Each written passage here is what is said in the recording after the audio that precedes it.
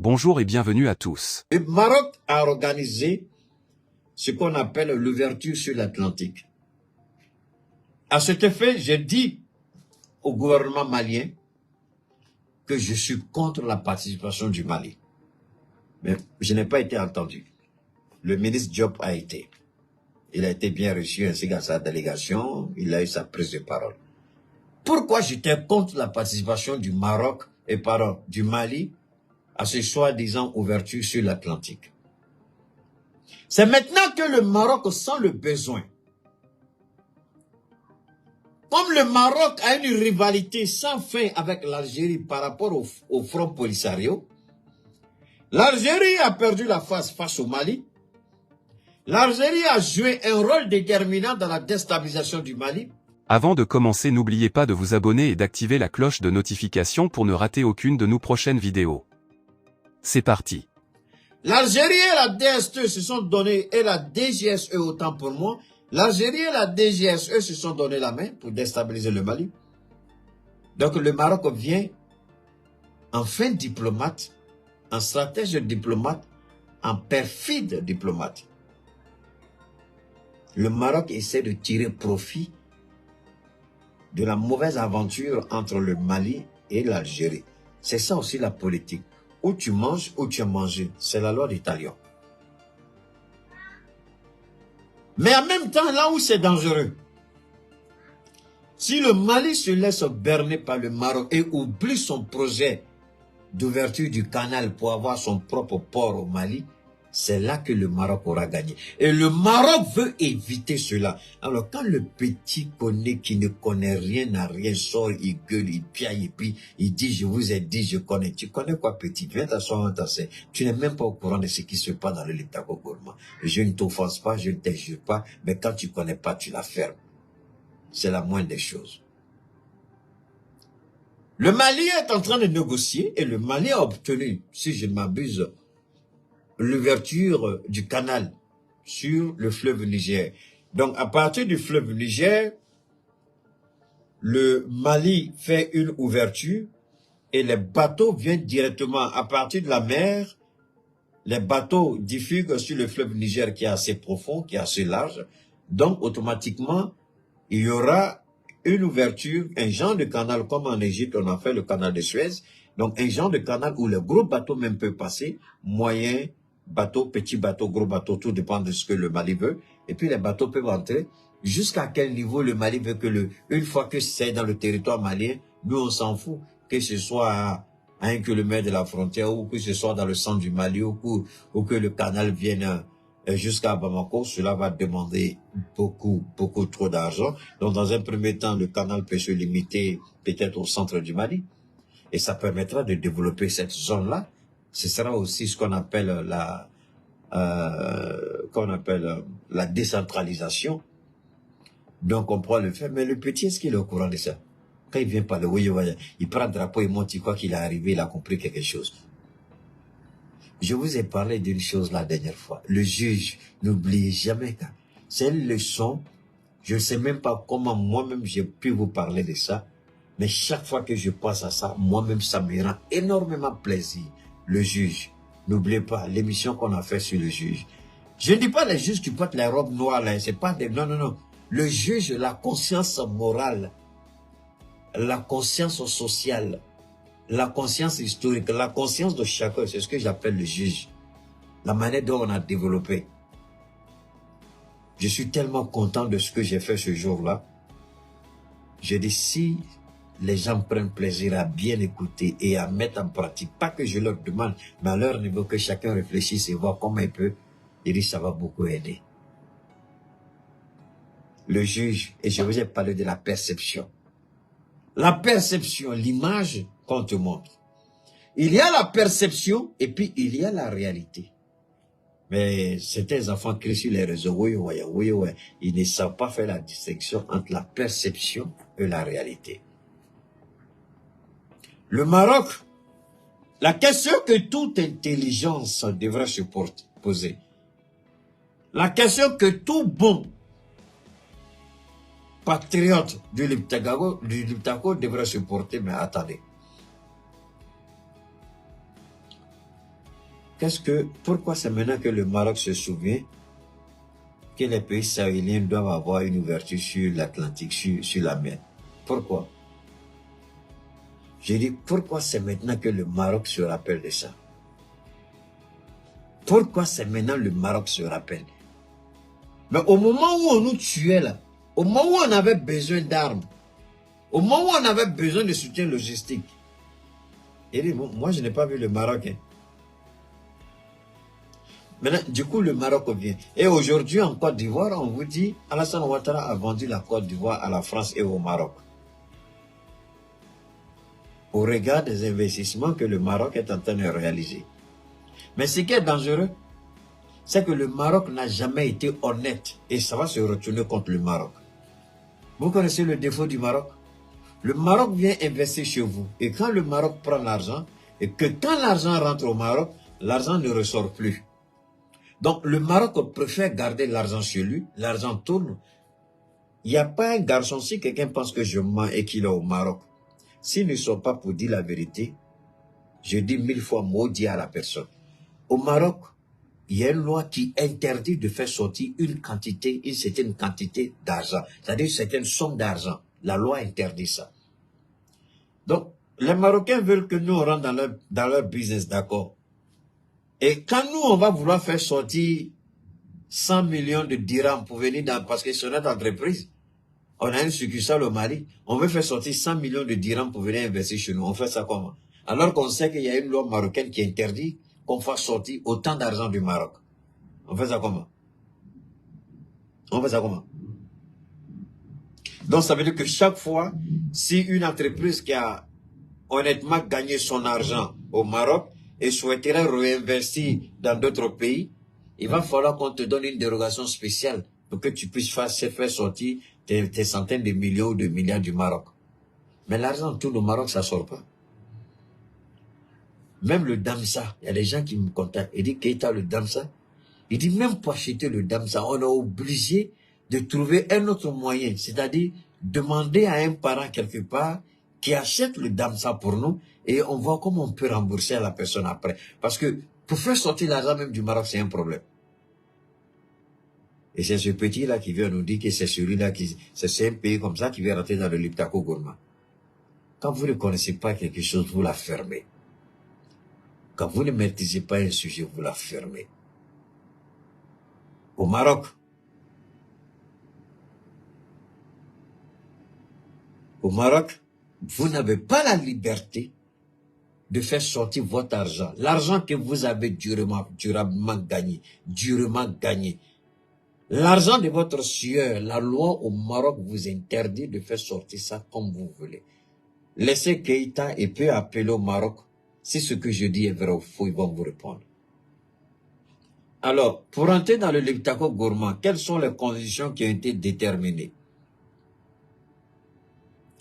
Pour entrer dans le Liptako Gourmand, quelles sont les conditions qui ont été déterminées par rapport aux nouveaux membres? Personne à la date d'aujourd'hui, même Assimi Goïta ne peut dire, parce qu'il y a un comité qui a été mis en place pour commencer à travailler sur les structures, et puis sur, non pas seulement les structures, mais le fonctionnement du Liptako Gourmand. C'est-à-dire l'adhésion des nouveaux membres, comment ça va se faire? Sur quelle base de nouveaux membres seront, par exemple, acceptés au sein du Liptako Gourmand? On n'a même pas fini de mettre en place les entités du Liptako Gourmand. On n'a même pas fini de mettre en place les institutions du Liptako Gourmand. On n'a même pas encore créé notre monnaie. On n'a même pas encore mis en place notre marché commun. On est en train de travailler sur tous les paramètres pour que ça évite. Voilà quelqu'un qui sort pour dire que le Maroc est devenu, ou bien le Maroc veut devenir membre du... Il n'a qu'à aller doucement. C'est pas comme ça on cherche visibilité. C'est pourquoi je vous ai dit, Keita ne sort pas 10 fois, 20 fois dans la journée. Il sort une seule fois. Et une seule fois que je sors là, ça vaut son pesant donc par rapport à ceux qui sortent 1000 fois par jour. On n'a rien déterminé et lui vient nous dire que le Maroc avec nous. Depuis quand?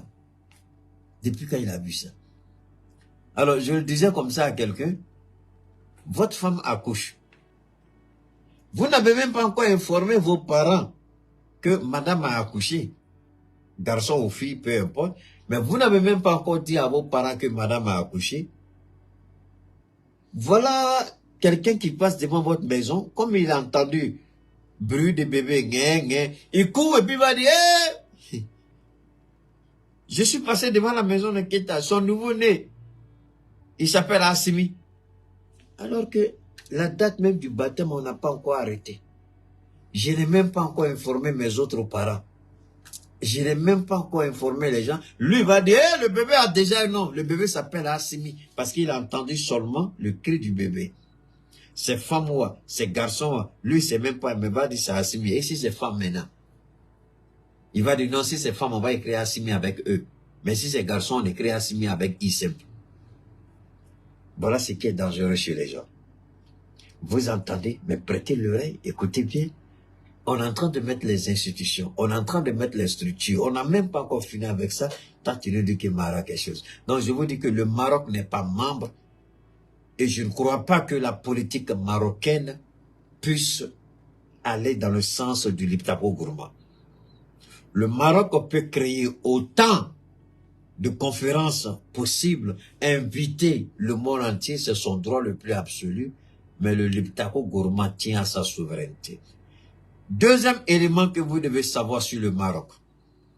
Le Maroc n'aime pas avoir à perdre la face. Ça veut dire quoi? Ça veut dire que quand le Maroc rentre dans quelque chose, le Maroc veut être le meilleur. Le Maroc veut être vu. Le Maroc veut être le dominateur. Le Maroc ne veut pas se trouver au même niveau que les autres. Donc, même si aujourd'hui, pas extraordinaire, ce qu'il a dit est vrai, le Maroc ne vient pas en tant qu'égal, ni du Burkina, ni du Niger, ni du Mali, mais le Maroc vient en tant que supérieur au Mali, au Niger, au Burkina. Voilà la deuxième analyse très grave et pertinente. Et le Maroc vient avec quoi? Pour le moment, les trois sont dans le CFA, le Maroc vient avec le dinar. C'est bien. Maintenant, on ne veut pas de monnaie trop diversifiée au sein de notre Liptako Gourma. Quand on a parlé de confédération, on veut aussi une monnaie confédérée. C'est-à-dire qu'une monnaie unique, une monnaie d'échange entre nous. Peut-être que dans les conditions, comme on appelle ça, de devenir membre, il va falloir que tu acceptes.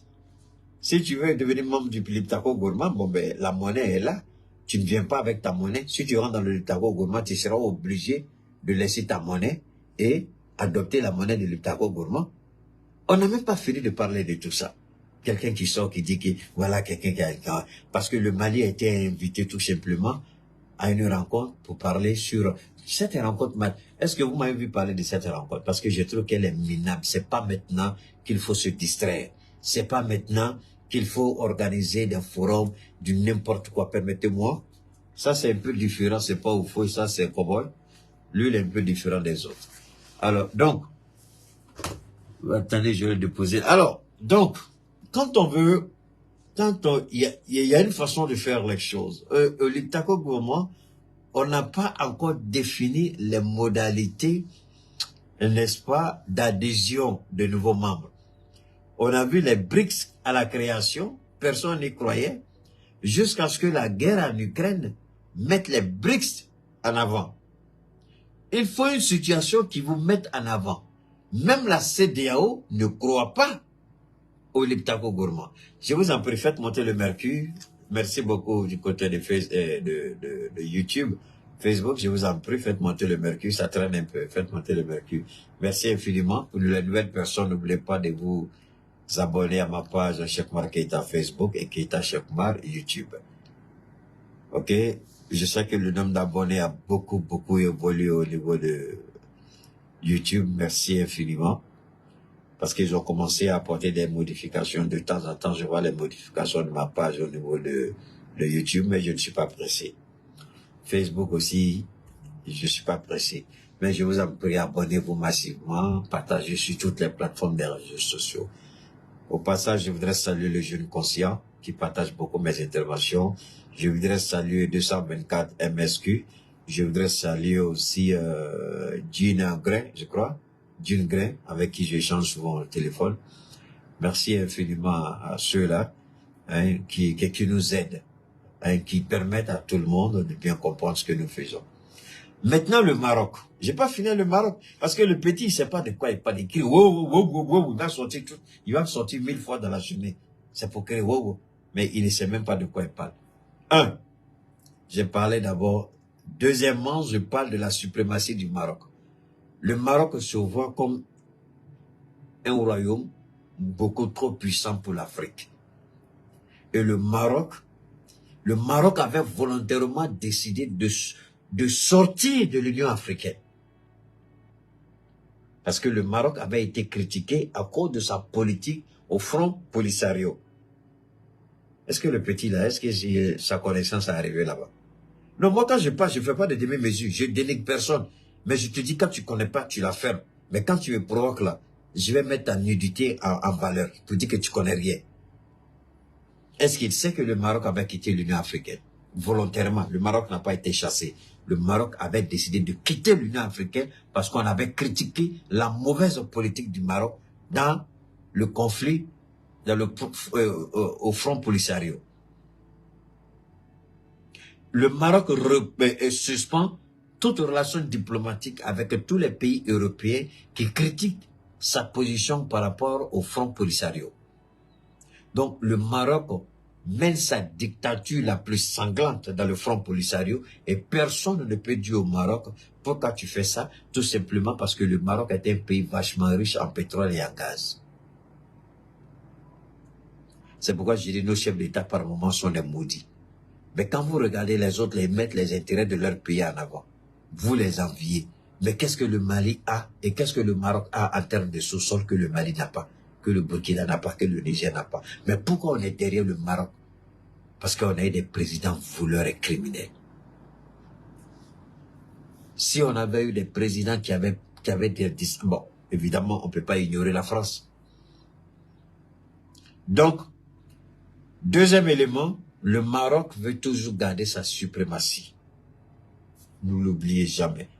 Si le Maroc veut rentrer, c'est pour dominer. Mais je ne crois même pas que c'est à l'ordre du jour.